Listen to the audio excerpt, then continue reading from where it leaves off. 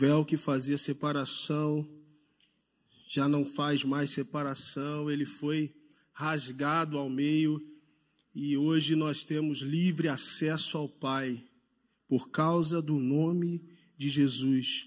É algo tremendo, poderoso, soberano, é algo que a gente não pode dimensionar, mas faz parte de tudo aquilo que Jesus conquistou na cruz por nós. Me lembrou até uma outra canção, né? Tudo que Jesus conquistou na cruz.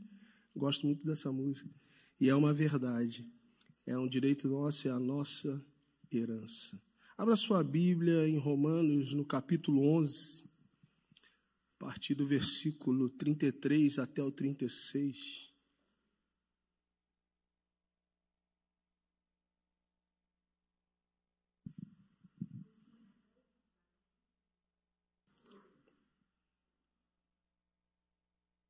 Doxologia.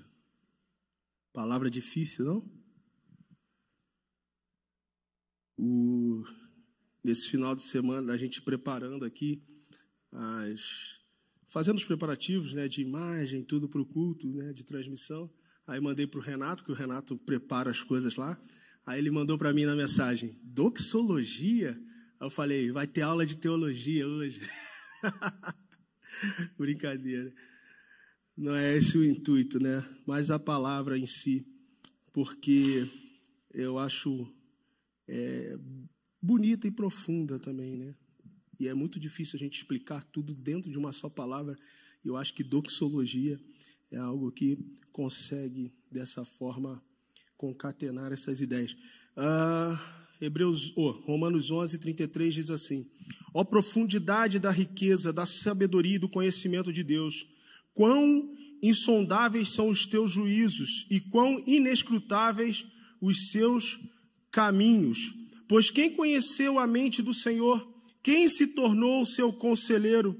Quem primeiro lhe deu alguma coisa para que lhe recompense? Portanto, dele, por ele e para ele são todas as coisas.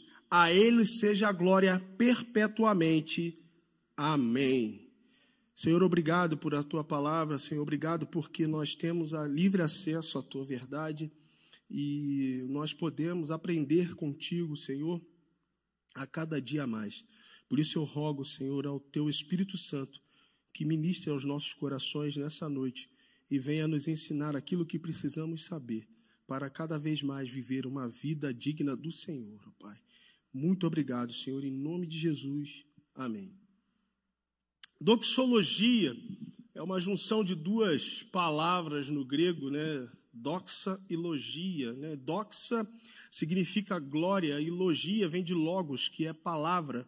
Então seria palavra de glória, muito usada no final das cartas de hinos, de salmos, para poder exaltar normalmente pessoas, heróis de batalha, mas era usada também de forma até mais contundente, proeminente em relação ao próprio Deus.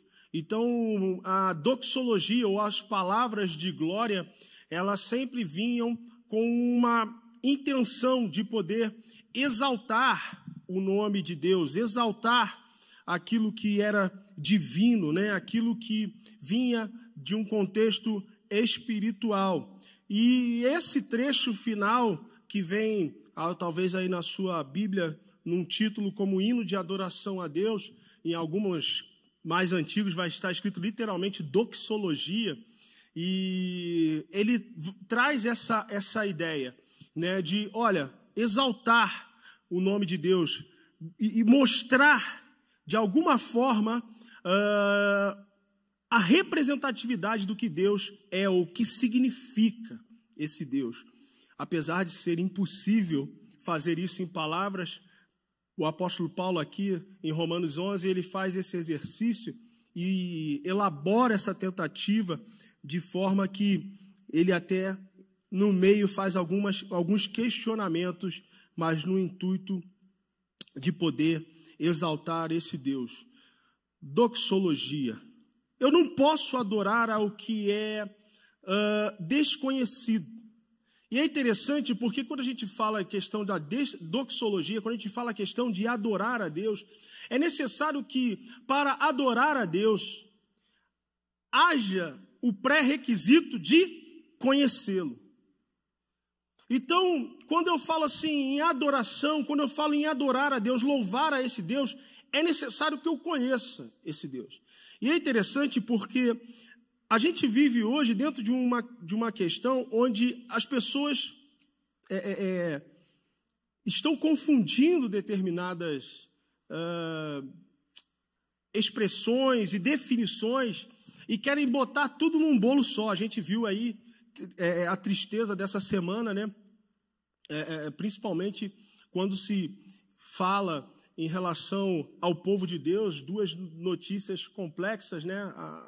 Aquela deputada federal e um outro político também, que carrega no seu nome político o título de pastor, e um foi preso e a outra não foi presa porque tem imunidade. E as redes sociais ficaram empolvorosas essa semana. Evangélicos, pessoas que se dizem cristãs, falando contra o próprio evangelho. E um pastor, amigo meu, né, colocou isso no Facebook. E eu não gosto de treta de Facebook. Eu não gosto. E eu fico com a orientação paulina quando ele diz: não promovais discussões tolas. É perda de tempo. Mas essa não podia deixar passar, porque ele falou assim, ele reproduziu um texto em que nesse texto, não é um texto dele, tá? Ele só compartilhou o texto. Nesse texto ele dizia assim, essa pessoa é representante dos evangélicos, então é culpa minha, é responsabilidade minha, sua, de todos os evangélicos. Eu falei, irmão, minha não. Eu não tenho nada a ver com isso. A Bíblia é clara quando diz, cada um dará conta de si mesmo a Deus. A responsabilidade é dela e somente dela. Aí eu escrevi para esse meu amigo, eu falei assim, se você como pastor, e ele é pastor de uma igreja, ele fala assim, se você como pastor da sua igreja, orienta a sua ovelha a não pecar e ela peca, a responsabilidade é sua, do pecado dela?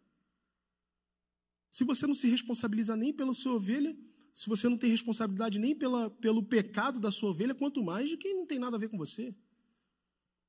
E aí várias pessoas no comentário, né, vêm curtindo e falando, é isso aí, tal, concordo, tal. Porque é uma realidade, porque estão se misturando as coisas. Até preparei um texto que eu ia postar, mas eu desisti. Falando justamente sobre isso. A terminologia, o pessoal usou o tal do evangélico como uma terminologia de definição do cristianismo. Só que o evangélico, ela é uma definição vinda de uma origem segmentada por um movimento que chama-se evangelicalismo, que começou na Europa. Então é um segmento. A Bíblia não faz definição, os evangélicos. A Bíblia fala de filhos de Deus, discípulos. É disso que a Bíblia fala. Porque muitos que se denominam evangélicos não são discípulos nem filhos de Deus. Vide no Rio de Janeiro, se você for lá, 80%, e eu sei disso pessoalmente porque, né, eu fui concursado da Polícia Civil do Estado do Rio de Janeiro e dentro da aula de inteligência policial a gente teve acesso a esses dados, onde 80% dos encarcerados no Rio de Janeiro se declaram como evangélicos. 80%. Então, é um segmento. E muitas das pessoas hoje estão falando adorar a um Deus que elas sabem quem é, mas elas não conhecem. Elas sabem quem é esse Deus, mas não conhecem quem é esse Deus. Você sabe quem é o Romário, não sabe quem é o Romário? Se o Romário passar na sua frente, você vai falar assim, caramba, é o Romário. Mas você conhece o Romário? Conhece o Romário? Não conhece, você senta ali, vamos tomar um suco. Aí, peixe, vamos tomar um suco, jogar um futebol, peixe. Eu não conheço ele, mas eu sei quem é.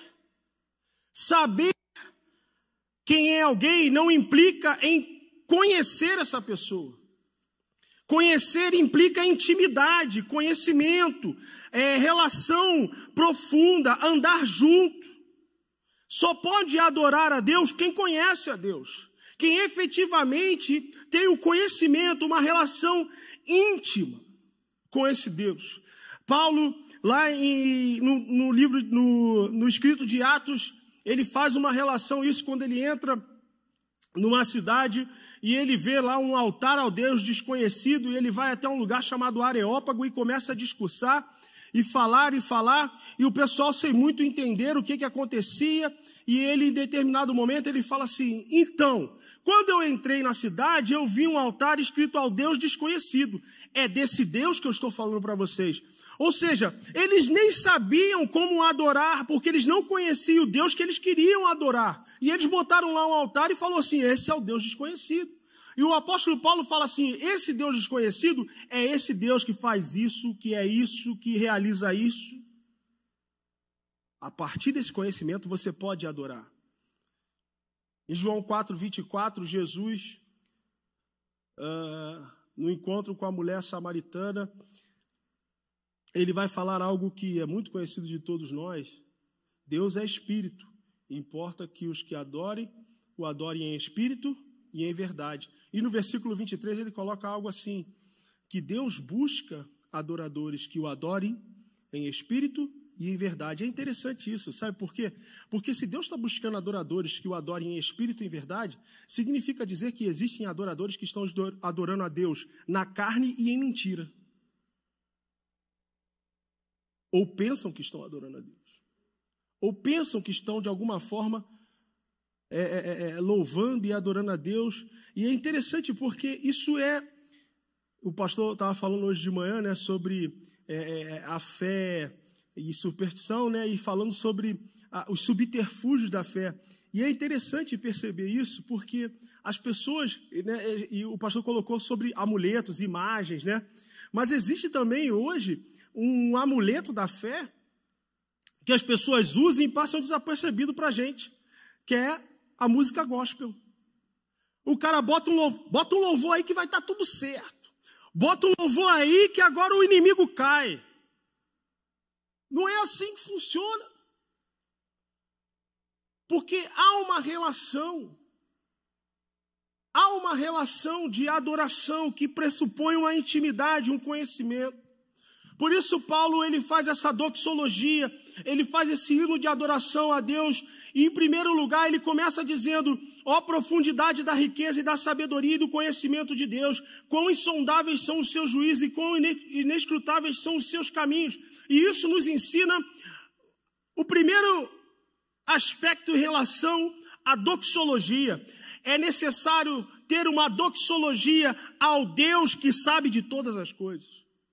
Uma adoração, um hino de adoração ao Deus que sabe todas as coisas, a Deus que conhece todas as coisas. Lá em Romanos 8:28, um texto conhecido de todos nós e muito citado, vai dizer o seguinte: olha, todas as coisas cooperam para o bem daqueles que amam a Deus. Muita gente para por aí. Todas as coisas cooperam para o bem daqueles que amam a Deus. Todas as coisas cooperam para o bem daqueles que amam a Deus. Amém. E a vírgula? Vírgula na Bíblia significa muita coisa, hein? É uma mudança. Porque ele fala: todas as coisas cooperam para o bem daqueles que amam a Deus, vírgula, daqueles que são chamados segundo o seu propósito. Deixa eu falar um negócio. Se você está vivenciando o propósito de Deus na sua vida, de forma fidedigna, se submetendo à vontade de Deus, as coisas que estão dando errado para você, é aparentemente dando errado, porque Deus está no controle e estão dando certo. Agora, se você não segue o propósito de Deus para a sua vida, se você não anda de acordo com a vontade de Deus na sua vida, e as coisas estão dando errado, volta, porque está dando errado mesmo. Porque está tudo dando errado mesmo. Então, tem muito crente usando isso, mais uma vez, como uma espécie de mantra, como um amuletinho. E aí, quando eu estava tentando... elaborando a imagem aí, para poder fazer a apresentação dos tópicos do culto lá amanhã, da mensagem do pastor, eu tentei achar uma imagem de uma Bíblia com o Salmo 91 aberto, porque esse é o maior amuleto que as pessoas usam aí. E acha que aquilo vai emanar poder.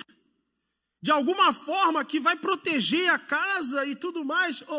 A palavra só protege a sua vida se você efetivamente pratica essa palavra. Não é porque ela está aberta. Não é nem só porque você lê. É porque você lê e pratica. Coloque em prática. É isso que torna a palavra viva e eficaz. Porque a eficácia dela está na sua praticidade.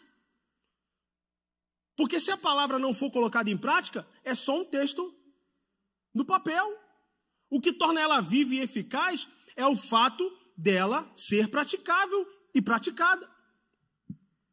Então, quando Deus ele fala, quando o apóstolo fala em Romanos, olha, as coisas cooperam para o bem daqueles que amam a Deus, daqueles que são chamados segundo o seu propósito, isso significa dizer o seguinte, olha, Deus sabe de todas as coisas. Você está andando segundo o propósito de Deus. Fique tranquilo, relaxe. Sabe por quê? Porque ainda que aparentemente as coisas estão dando errado, ainda que aparentemente as coisas não estão saindo do jeito que você imaginaria que está ou deveria sair, eu, o Senhor, estou cuidando de todas as coisas. Eu sou prova viva disso. Eu sou prova viva disso. E se a gente se desespera, é pior. Porque esse Deus, ele tem a profundidade da riqueza, da sabedoria e do conhecimento de Deus. Ele conhece todas as coisas, ele sabe todas as coisas, ele sabe exatamente o que você precisa. Você não precisa dizer a Deus o que você precisa, porque o próprio Deus já conhece você melhor do que você mesmo. E aí a gente entra num outro aspecto que é a murmuração. Dentro desse tópico onde Deus conhece todas as coisas, a gente afronta Deus com a murmuração. Por isso que a gente não entende, às vezes, muita coisa dentro da palavra de Deus, a murmuração, né? A murmuração, você vê que a Bíblia, ela pega firme em relação à murmuração. Mas, a murmuração é um negocinho tão, né? Mas sabe por quê? Porque sabe o que é a murmuração? A murmuração nada mais é do que você dizer para Deus que se você estivesse no lugar dele, faria melhor do que ele pode estar fazendo. Já parou para pensar nisso? Quem murmura? Quem é que murmura? É quem reclama do outro e acha que poderia fazer melhor do que o outro. Essa semana eu estava conversando com o nosso irmão Sérgio Landini aqui, e eu falei com ele, ele é do meio corporativo e tal. Aí eu estava falando justamente com ele sobre isso. Eu falei assim, olha, você que é do meio, eu estava falando com ele, você que é do meio corporativo, você sabe o que significa o cara reclamar entre a boca, né? Porque aí o outro está fazendo, aí assim, esse negócio aí, cara, isso aí, se fosse eu, já tinha resolvido esse problema. O que você está dizendo? Você está dizendo que você é melhor que ele. Quando você murmura em relação àquilo que Deus está fazendo,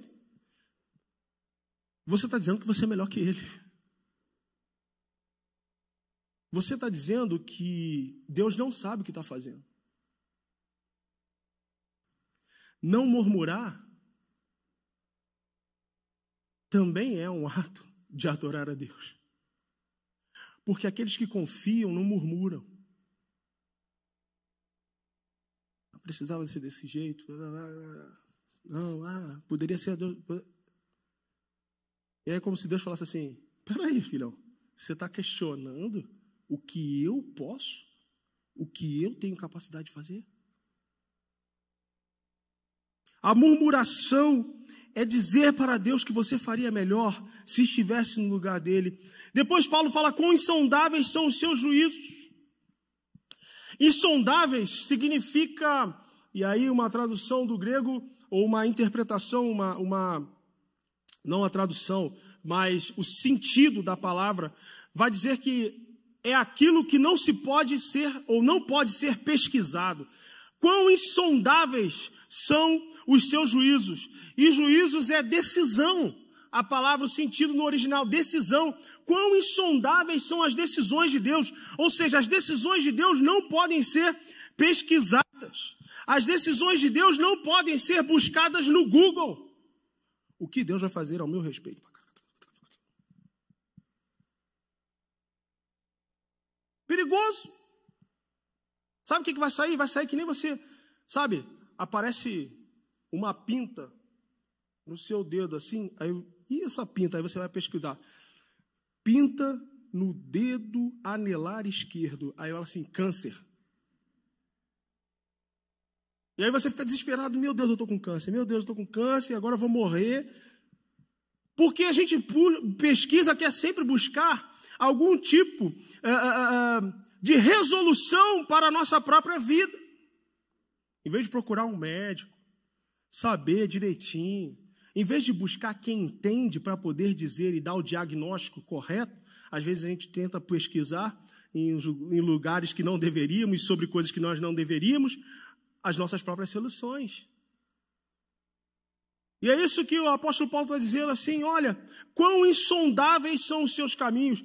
É impossível pesquisar as decisões de Deus sobre a sua vida. É impossível você buscar as decisões de Deus sobre a sua vida. É por isso que nós não cremos em cartomancia, quiromancia. A gente não crê em nada disso, porque ninguém pode falar nada a respeito do nosso futuro, porque o nosso futuro pertence a Deus.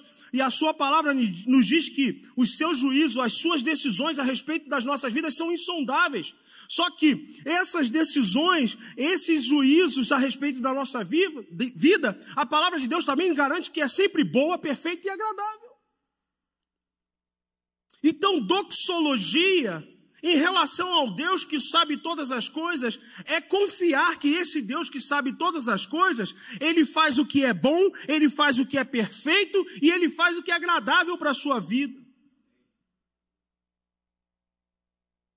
Mas a gente tem uma dificuldade.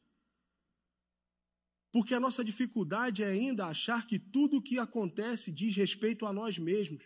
E a gente que assumiu, abraçou a causa do Evangelho de Cristo, devemos entender que a partir do momento em que nós nos tornamos discípulos de Deus, tudo o que fazemos e significamos é a respeito dele, como vai terminar o texto, porque por meio dele, para ele e por ele são todas as coisas. Mas a gente insiste em achar que todas as coisas são por causa de mim, para mim e por mim. Não! Deixa a sua vida aos cuidados do Deus que sabe de todas as coisas. E aí um texto que eu gosto muito, de Jeremias, no capítulo 29, versículo 11. Porquanto somente eu conheço os planos que determinei a vosso respeito, declara Yahvé. Planos de fazê-los prosperar e não de lhes causar dor e prejuízo. Planos para dar-vos esperança e um futuro melhor, diz o Senhor. Você quer saber quais são os planos de Deus para a sua vida? São planos de paz e não de mal. Planos para dar um futuro que vocês desejam, como está escrito em algumas versões. Eu gosto dessa minha versão King James, que diz planos para dar um futuro melhor. Então, Deus sempre tem o melhor para nós.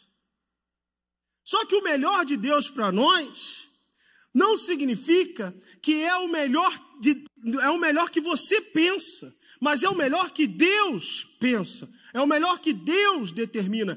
E, mais uma vez, Jeremias 29, eu sei os planos que eu tenho determinado ao respeito de vocês. Então, Deus sabe de todas as coisas. Isso é maravilhoso, porque a gente não está falando de qualquer pessoa, a gente está falando de Deus Todo-Poderoso, aquele que era, que é e sempre há de ser. Aquele que vive e reina para sempre, aquele que domina todas as coisas. Qual o melhor lugar para estar a sua vida, senão na mão daquele que detém o poder sobre tudo? Qual o melhor lugar para estar a sua vida, senão na mão daquele no qual todas as coisas, conhecidas e desconhecidas, se submetem a ele? Você tem noção disso? Você tem noção do que você está fugindo de um exército, no meio, para entrar num deserto, você está fugindo de um exército inteiro, você era escravo de uma civilização, e Deus falou assim, vai por esse caminho, e aí Em determinado momento, esse exército poderoso, um dos maiores da época, da terra, se aproximando, que você olha para trás, só vê a poeira dos cavalos. E quando você vê um mar na sua frente. E aí, o líder fala assim, morremos, acabou. E aí o líder vira para esse Deus que falou assim, marcha, vai, caminha. Ele vira assim, e agora o que eu faço? O que vamos fazer? Vamos morrer. O mar na nossa frente, o exército de Faraó atrás. E aí, esse Deus que sabe todas as coisas fala assim, diga ao povo que marche. Não foi isso que eu te mandei fazer? E quando esse povo começa a caminhar em direção ao mar, eu creio que alguns com receio, assim, o que esse cara vai fazer? Vai afogar todo mundo? Ele está esperando que a gente atravesse a nado? O mar se abre. Porque o Deus que sabe de todas as coisas é um Deus que propõe a solução no meio do insolucionável. Sabe por quê? Porque Ele sabe de todas as coisas.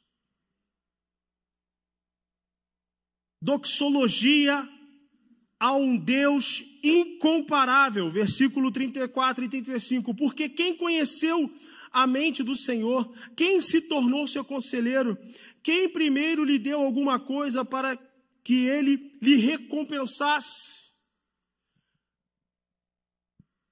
E aí a pergunta que eu faço para você, que não está no texto, mas é uma reflexão minha, juntando todas essas perguntas do apóstolo Paulo, é o seguinte: quem está acima desse Deus? Doxologia a um Deus incomparável. Quem está acima desse Deus? João 3,31, Jesus vai dizer: quem vem das alturas está acima de todos. Aquele que vem da terra é terrestre e fala da terra. Quem veio do céu está acima de todos. Deus está acima de todos. Deus está acima de todas as coisas, de tudo que existe. Quem é maior do que esse Deus? Quem está acima desse Deus? Quem instruiu a mente do Senhor? Quem foi o seu conselheiro? Quem primeiro lhe deu alguma coisa para que ele recompensasse? Ninguém. Por isso, ninguém pode conhecer a mente do Senhor, dizer como a mente do Senhor pensa, prever suas ações, antecipar sua conduta. Ninguém, nem você mesmo. Ninguém pode prever o que esse Deus vai fazer. A única coisa que sabemos é que tudo o que esse Deus faz é bom. Mas ninguém pode prever. Isso daí é maravilhoso para a minha vida e para a sua vida. Sabe por quê? Porque se Deus revelasse para nós todos os passos da nossa vida, a gente ia ficar maluco. No primeiro minuto. Porque a dinâmica do Senhor é totalmente diferente da nossa. O tempo de Deus é diferente do nosso. A gente ia tentar encaixar de alguma forma a movimentação temporal de Deus dentro da nossa cronologia e não ia funcionar, porque Deus ele está para além do tempo. Ele é atemporal. Sabe por quê? Porque Ele é Deus. Ninguém pode dizer como Ele pensa, por isso ninguém pode dar conselhos ao Senhor, dizer ao Senhor o que Ele deve fazer ou como agir. Por quê? Olha só como é que são os detalhes. Eu amo a palavra de Deus. Porque você fica lendo assim, quem se tornou seu conselheiro? E parece uma coisa solta, não parece? Quem se tornou seu conselheiro? Quem deu conselhos para o Senhor? Mas olha só que interessante, porque se existisse alguém que desse conselhos ao Senhor, ele já não seria mais Senhor, porque teria alguém em cima dele dizendo o que ele deveria fazer, e ninguém está acima de um Senhor. Ele é justamente Senhor, porque Ele está acima de todas as coisas. Por isso a pergunta do apóstolo Paulo: quem foi seu conselheiro? Ninguém, porque ele é Senhor, ele é que decide todas as coisas, ele é que define todas as coisas, porque se tivesse alguém para definir por ele, ele já não seria mais Senhor, porque tem alguém tomando decisões por ele.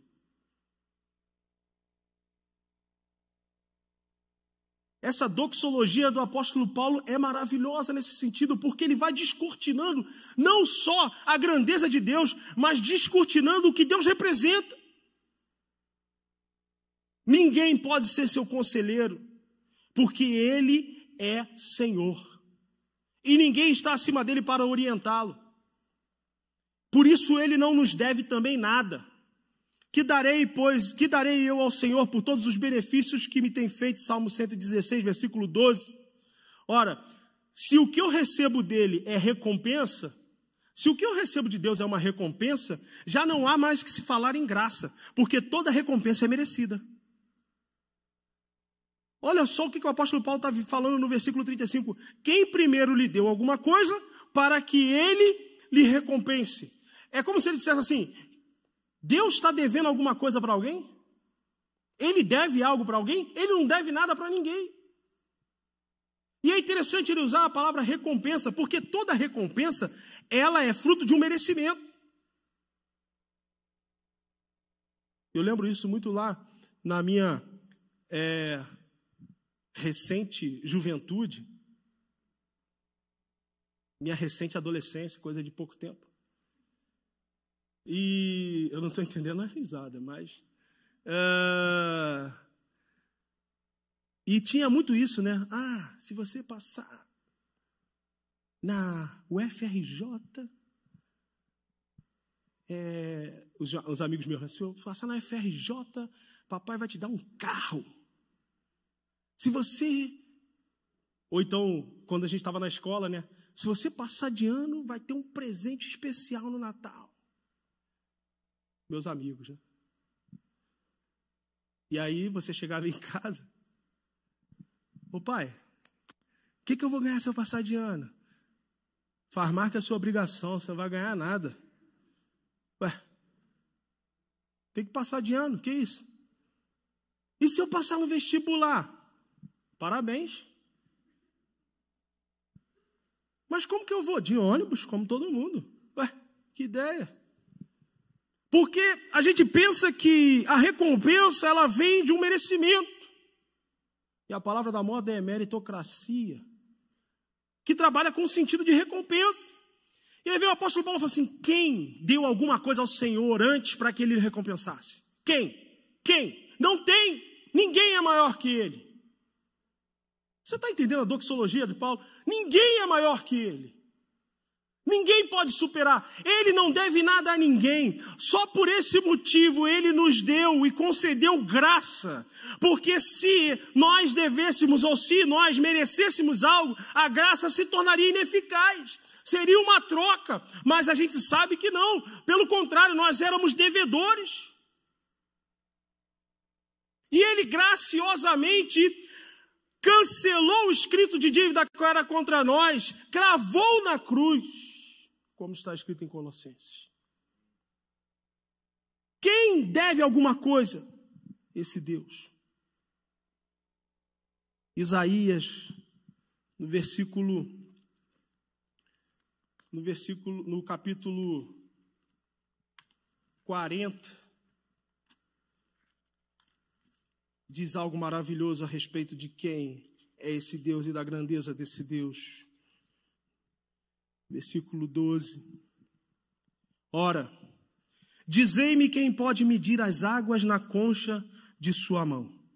Quem conseguiu avaliar a extensão dos céus a palmos, medir o pó da terra com um alqueire, ou calcular o peso da terra, ou ainda pesar as montanhas na balança e as colinas nos seus pratos? Quem teve acesso à mente do Espírito do Eterno, instruiu-lhe com os seus conselhos? Quem teve a capacidade de lhe dar lições, ensinamentos e esclarecimentos? Quem o orientou a julgar com justiça? Quem lhe ministrou o conhecimento e lhe indicou o caminho da sabedoria? Na verdade, todas as nações do mundo são como uma gota d'água num balde, como um grão de poeira na balança. O Eterno carrega as ilhas distantes como se fossem grãos de areia. Em toda a região do Líbano, não há animais suficientes para realizar o sacrifício como Deus merece, nem mesmo árvores suficientes para queimar este holocausto. Diante da presença do Eterno, todas as nações juntas são como nada. Para eles são sem valor e menos que nada. Afinal, com quem Deus pode ser comparado? Com quem ele se parece? Ora, ele não é como uma imagem ou escultura feita por um artista, ou uma joia que o artesão funde e o ourives cobre de ouro, e para a qual amoldela corrente de prata. Também não se compara com o ídolo do pobre, que não pode comprar ouro ou prata, mas que adquire um pedaço de madeira nobre e procura um hábil marceneiro a fim de produzir uma imagem que não caia e fique firme no seu lugar. Porventura não sabeis? Não ouvistes? Não vos foi dito isso desde o princípio? Não entendeste desde a fundação da terra? Ele é o que está assentado em seu trono, acima lá da cúpula da terra, cujos habitantes são para ele como gafanhotos. Ele é o que estende os céus como cortina e os desenrola como tenda para nela morar. Ele é o que reduz os príncipes a nada e torna inúteis os juízes da terra. Mal são plantados e semeados, e mal firmam raízes na terra. Ele sopra sobre eles, então seca, e a tempestade os leva como se fosse palha. Diz o Santíssimo: com quem me comparareis? Com quem eu me assemelho? Levantai os olhos e observai as alturas. Quem criou tudo isso? Foi aquele que coloca em marcha cada estrela e o seu incontável exército celestial, e a todas chama pelo nome. O seu poder é incalculável, inextinguível a sua força, e por isso nenhum desses corpos celestes deixa de atender prontamente. Porque, pois, reclamas, ó Jacó, e por que queixas, ó Israel? O Eterno não se interessa pela minha situação, o meu Deus não se considera a minha causa. Não sabes, não ouviste que o Eterno Yahvé, o Senhor, o Criador de toda a terra, não se cansa e nem fica exausto?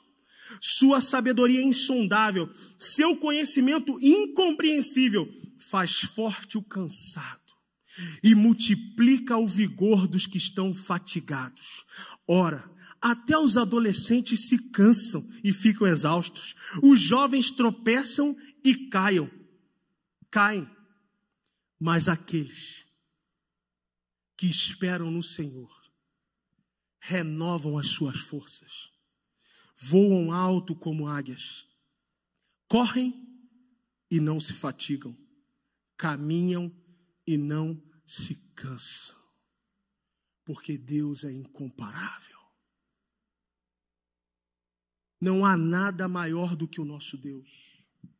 Nenhum problema, nenhuma enfermidade, nenhum poder terreno ou celestial, nem governos, nem reis, nem impérios, nada disso ou qualquer outra coisa maior, nada disso ou qualquer outra coisa é maior do que Deus, ao qual servimos e adoramos. Ao contrário, todas as coisas no céu, na terra e debaixo da terra se sujeitam a Ele. Então, de quem, de que e do que eu terei medo? Porque se eu espero no Senhor, porque se eu aguardo no Senhor, as minhas forças são renovadas. Porque se eu aguardo no Senhor, eu caminho e não me canso. Eu corro e não me fatigo. Porque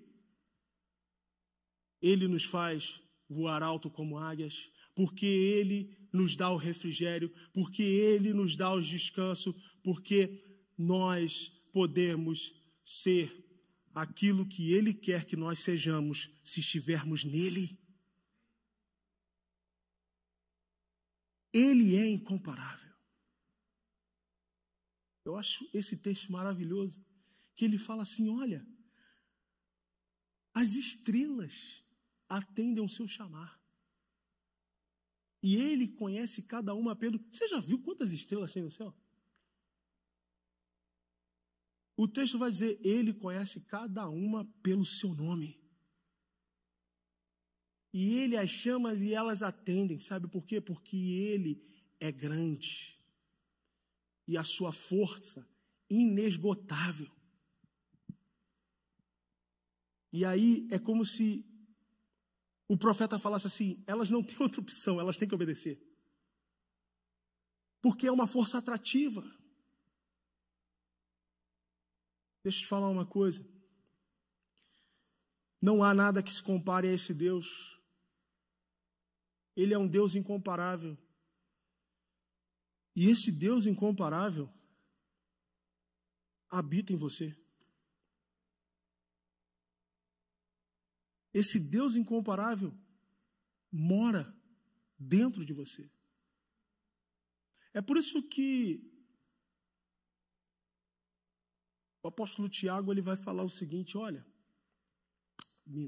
João vai falar o seguinte, maior aquele que está em nós do que aquele que está no mundo. Existia um pregador do século XVIII chamado Smith Wigglesworth. E ele falava o seguinte, se um dia me abrirem ao meio, verá que há luz em mim para iluminar toda a terra. E ele falava isso em referência ao Deus que habita nele. Que habitava nele. É um Deus incomparável, não existem imagens que possam ser feitas, não existem nada que possa ser feito que se compare a um Deus incomparável. Esse Deus incomparável é o Deus que pode todas as coisas e que nos leva a todas as coisas, alcançar a todas as coisas segundo a sua vontade, segundo a direção do seu querer, e é esse Deus no qual nós confiamos. Por último, doxologia ao Deus soberano. Paulo vai falar, portanto, dele, por ele e para ele são todas as coisas. A ele seja a glória perpetuamente. Amém. Deus soberano. O soberano é aquele que exerce poder e autoridade supremos sobre todas as coisas. É quem detém o domínio, é um dominador, ele é influente. Falei aqui também há uns 2 domingos sobre a soberania, o ser soberano. Soberano é aquele que ele cria as suas leis e ele se submete às próprias leis que criou. Ele não ultrapassa essa lei, ele não ignora essa lei para benefício de A ou B. Se ele criou a lei, se ele estabeleceu um princípio, ele mesmo se sujeita àquele princípio. Porque ele é soberano, e eu fiz um paralelo em relação ao tirano. O tirano não, ele cria as leis, e se ele tiver uma oportunidade de poder quebrar a lei que ele próprio criou, ele faz, para em benefício próprio ou dos seus achegados. Outro paralelo que a gente fez em relação ao soberano e o tirano é que o soberano, ele atrai pessoas para o seu reino. E o tirano não, ele obriga as pessoas a se juntarem ao seu reino. Ele vai conquistando de uma forma a escravizar pessoas. E Paulo ele vai falar sobre essa soberania, dizendo que todas as coisas são por Deus, todas as coisas são para Deus, e todas as coisas são de Deus. Do Senhor é a terra, a sua plenitude, o mundo e o que neles habita. Diz o salmista. Salmo 47, 2. Pois o Senhor, o Altíssimo, inspira reverência. É o grande rei sobre a terra. Salmos 47, versículo 8. Deus reina sobre todas as nações. Deus está sentado em seu santo trono. Salmos 113, versículo 5. Quem é como o eterno, nosso Deus, que reina nas mais elevadas alturas? Salmos 11, 4. Mas o Senhor está no seu templo sagrado. O Senhor tem seu trono nos céus. Seus olhos observam tudo. Vê atentamente os filhos de Adão. Salmos 115, versículo 3. Nosso Deus está nos céus. Tudo o que deseja, Ele tem o poder de realizar. Sabe por quê? Porque Ele é soberano. A soberania de Deus tem mais a ver com o cuidado e proteção que Ele exerce sobre a sua vida do que com a autoridade de um soberano em si. Pois toda essa autoridade que ele tem, conforme esses salmos que a gente viu aqui, ele exerce em nosso favor. Toda a autoridade que Deus tem como soberano, ele exerce em meu favor e seu favor. Isso é maravilhoso. Eu não sei se você está entendendo isso, eu não sei se você está aqui comigo nisso, mas isso é maravilhoso. Eu estou falando de um Deus que é soberano. Eu estou falando de alguém que detém todo o poder. Alguém que tem autoridade sobre tudo. E ele usa dessa autoridade para cuidar de mim e de você e para proteger a mim e você. E aí a gente tem que falar do Salmo 91, que não é um amuleto, mas retrata esse cuidado. Aquele que está à sombra do Onipotente, aquele que está no esconderijo do Altíssimo. Olha só, a sombra do Onipotente. E ele vai falar de um rol de coisas. Olha, não teme o terror noturno, nem a seta do dia.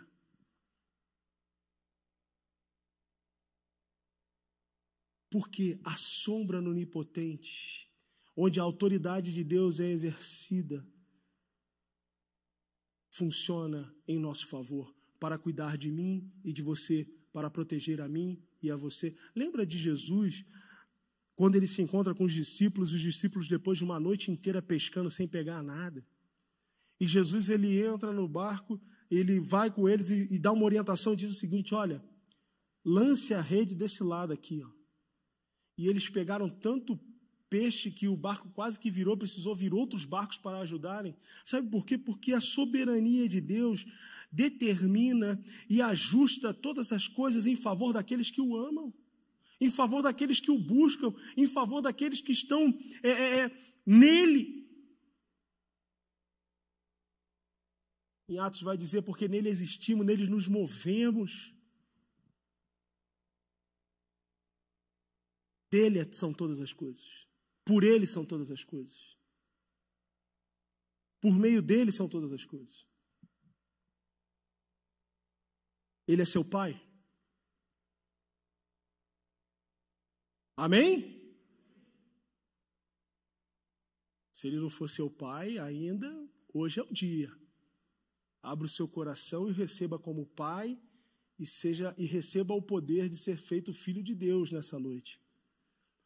Mas se ele é seu pai e por meio dele, por ele são todas as coisas e para ele são todas as coisas, imagine.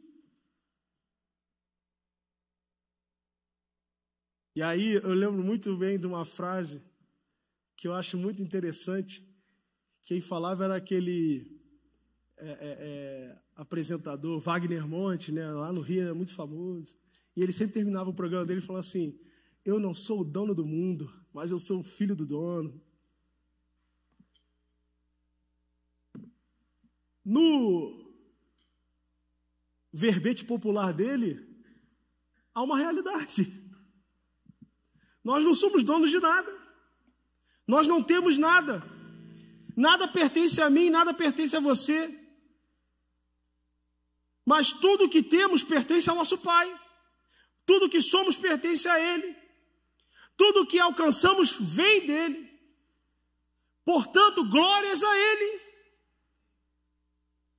Não dá para entender um crente no Senhor que não glorifica a Deus por tudo que tem, por tudo que vivencia, acha, porque por sua capacidade alcança alguma coisa.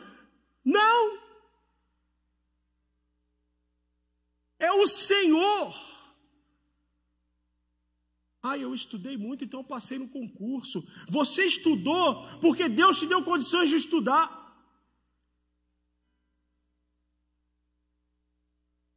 Você estudou porque, em primeiro lugar, o fôlego, o ar, está nos seus pulmões. E esse ar, quem pode dar? Quem cria? Quem faz você respirar? Eu trabalhei muito, eu alcancei essa promoção aqui no emprego por causa da minha dedicação, tá?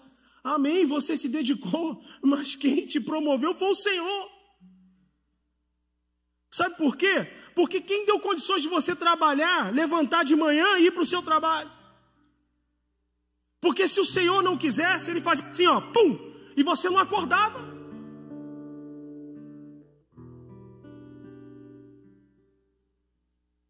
Tudo é dele. Sua casa, seu carro, seu emprego, o ar que você respira é dele. Tudo é para ele. O seu emprego, o seu salário, a sua casa, seu carro, a sua saúde é para Deus. E tudo é por meio dele. Você tem casa, você tem carro, você tem emprego, você tem salário, você tem um ar passando nos seus pulmões por meio dele. Então, portanto, glórias